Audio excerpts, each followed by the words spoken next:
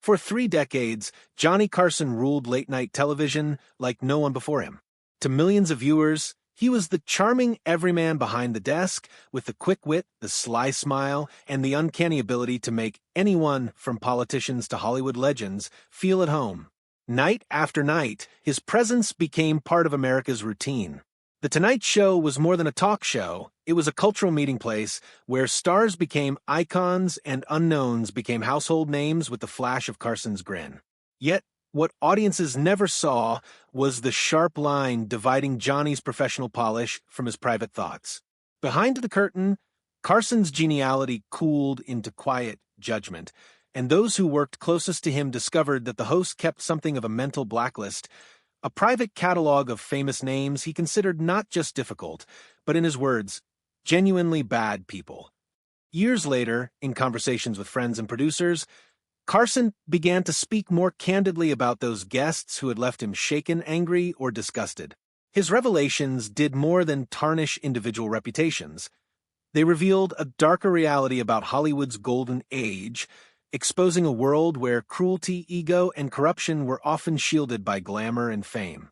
If this kind of story touches your heart, if you're someone who cares about truth, responsibility, and speaking up for the voiceless, please like this video, subscribe to our channel, and share it with someone who should hear it. Let's get started. One of the earliest and most chilling names on Carson's list was Joan Crawford. On the screen, Crawford embodied elegance, discipline, and control, the perfect example of Hollywood's golden age royalty. When she appeared on The Tonight Show in 1970, the television audience saw exactly what they expected.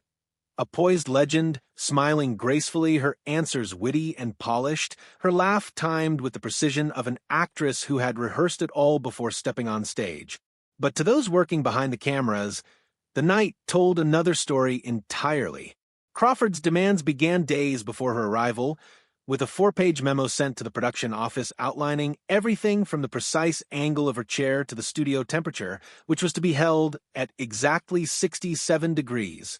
When she arrived, accompanied by her own personal makeup team, the real Crawford emerged. Staff recalled how she was obsequious to Carson, but how cruel she was to anyone beneath her. When a 20-year-old production assistant accidentally entered her dressing room to bring in water, Crawford launched into a stream of abuse so savage that the young woman ran out in tears. Witnesses remembered Crawford sneering that the assistant was a brainless little whore who should work in a brothel. Crawford demanded the woman be fired on the spot. Carson's producer refused, but the tension lingered through the taping. Watching Crawford transform the moment the red light blinked on, her face softening, her smile dazzling, her tone warm and maternal, unnerved Carson. She was like a machine pretending to be a woman, one producer later said. For Carson, the mask was too perfect, the contrast too jarring. When Christina Crawford's memoir, Mommy Dearest, was published years later, alleging Joan's abuse of her children, Carson simply nodded. "I saw who she really was in those few hours," he told a friend. "I believe every word." If Crawford's coldness disturbed Carson, the next guest on his private list represented a menace of another kind. Frank Sinatra was one of the most magnetic performers of his era, a man whose mere presence could electrify an audience. When Sinatra visited The Tonight Show, Carson treated him with the deference owed to a cultural giant. Yet, privately, Carson loathed Sinatra's behavior. If he didn't sing, Johnny once confided, he'd be a mob enforcer. And sometimes I think he was both. Sinatra's entourage of hard-looking men intimidated the crew. Staff described the atmosphere as being under surveillance. Every movement was watched, every conversation overheard. Worse still was Sinatra's treatment of ordinary staff. On one occasion, a floor manager gave him the standard 3-minute warning before his segment. Sinatra grabbed the man by his tie and snarled, "Nobody tells me when I've got 3 minutes. I go on when I'm ready." The incident left the veteran floor manager visibly shaken. Carson, watching from his office monitor, nearly canceled the segment, but was persuaded by producers to continue for the sake of ratings. Sinatra also developed a reputation for canceling appearances at the last moment, sometimes when he was already inside the building, simply declaring that he wasn't in the mood. The most telling moment came during a break when Sinatra made a disparaging remark about a female staff member's looks. Carson, abandoning his usual detachment, snapped back, "We don't talk about my staff that way here."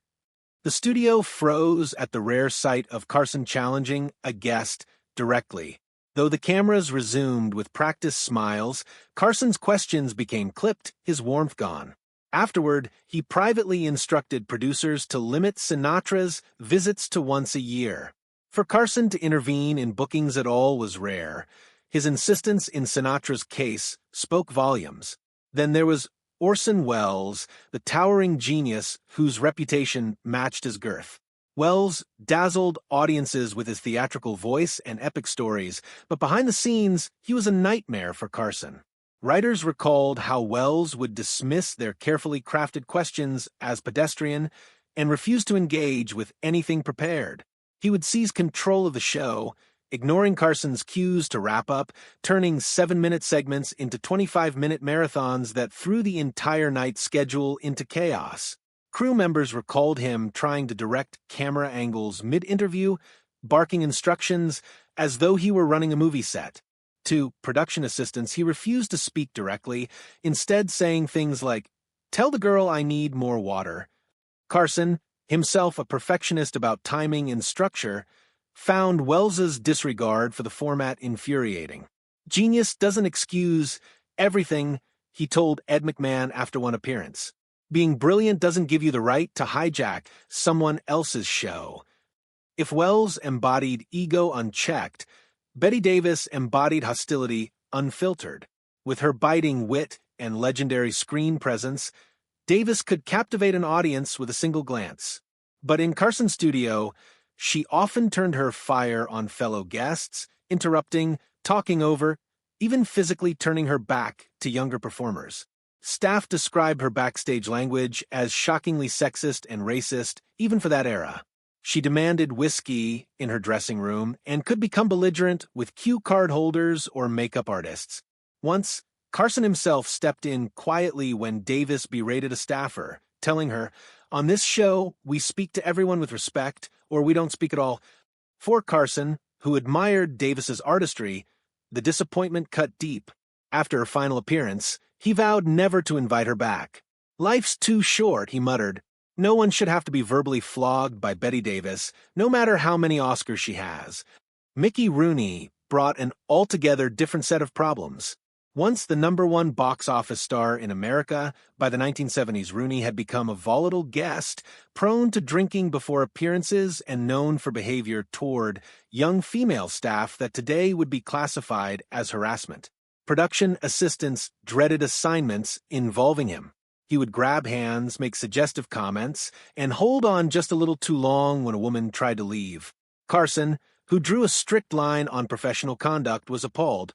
During one segment, Rooney's rambling story about Judy Garland veered into inappropriate territory, forcing Carson to cut him off live.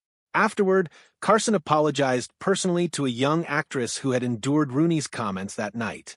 "That's not how professionals act on my show," he told her. True to his word, Rooney's appearances dwindled. If Rooney was chaotic, Zsa Gabor was exasperating. Behind her glamorous charm lay an endless list of demands. Orchids only in her dressing room, bottled Perrier with exactly 3 ice cubes, her own lighting technician flown in at the show's expense. If any request went unmet, she would delay taping until corrected. One night, discovering the makeup team lacked her preferred foundation, she refused to leave her dressing room until someone fetched it from Beverly Hills. Carson himself had to phone her, coaxing her onto the set.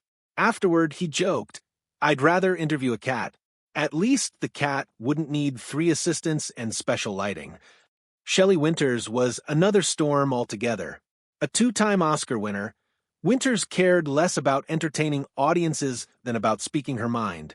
She launched into political tirades, interrupted the flow of light banter, and occasionally erupted in physical outbursts.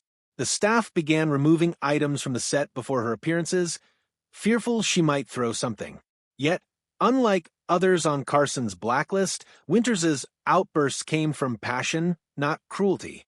Carson respected her authenticity, even as he dreaded her volatility. "She doesn't talk," he once sighed. "She detonates." Jane Russell, however, tested Carson's tolerance to the breaking point. The screen siren of the 1940s turned up in the 1970s with outspoken conservative views that often targeted the very communities Carson quietly supported. She allegedly refused to be touched by a gay makeup artist, insulted Rock Hudson, and made disparaging remarks about civil rights. Carson could tolerate differences of opinion, but he would not abide cruelty toward his staff. After one appearance in 1973, she was never invited back. The final name on Carson's blacklist was the one that evoked the strongest language: Jerry Lewis. To the public, Lewis was a beloved comedian and tireless humanitarian, raising millions for children's charities through his telethons. But in Carson's studio, Lewis was cruel, arrogant, and demeaning. He interrupted Carson, hijacked interviews, and once reached over to adjust Carson's tie on camera, a violation of Johnny's well-known dislike of being touched. Behind the scenes, Lewis was worse.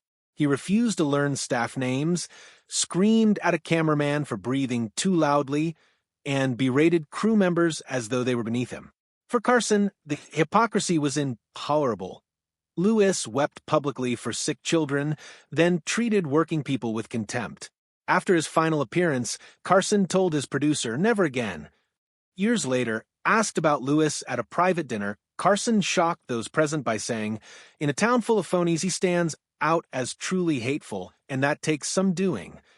Carson's private blacklist: Joan Crawford, Frank Sinatra, Orson Welles, Betty Davis, Mickey Rooney, Zsa Zsa Gabor, Shelley Winters, Jane Russell, and Jerry Lewis, was never made public during his lifetime. He had nothing to gain from tearing down stars, and everything to lose if word leaked. But those who knew him best understood that these judgments weren't born of pettiness. Carson tolerated eccentricities, egos, even quirks that drove his staff crazy. What he couldn't stand was cruelty, especially cruelty aimed at those without power. Johnny had a simple test, his longtime director said. How did they treat the pages, the assistants, the camera guys? That told him everything. In the years since his death in 2005, much of what Carson saw has been validated. Christina Crawford's "Mommy Dearest" confirmed Joan's viciousness. Sinatra's mob ties and bullying reputation became widely acknowledged. Stories of Mickey Rooney's misconduct surfaced. Jerry Lewis's cruelty to colleagues became an open secret. Carson's instincts were right. He had spent 30 years watching masks slip in commercial breaks, watching the difference between who stars pretended to be and who they really were. His blacklist is more than a roll call of bad behavior. It is a reminder that Hollywood's golden glow often hid shadows darker than audiences imagined. Long before cell phones and social media, stars could behave monstrously with little fear of exposure. The studios, the networks, the magazines all had too much invested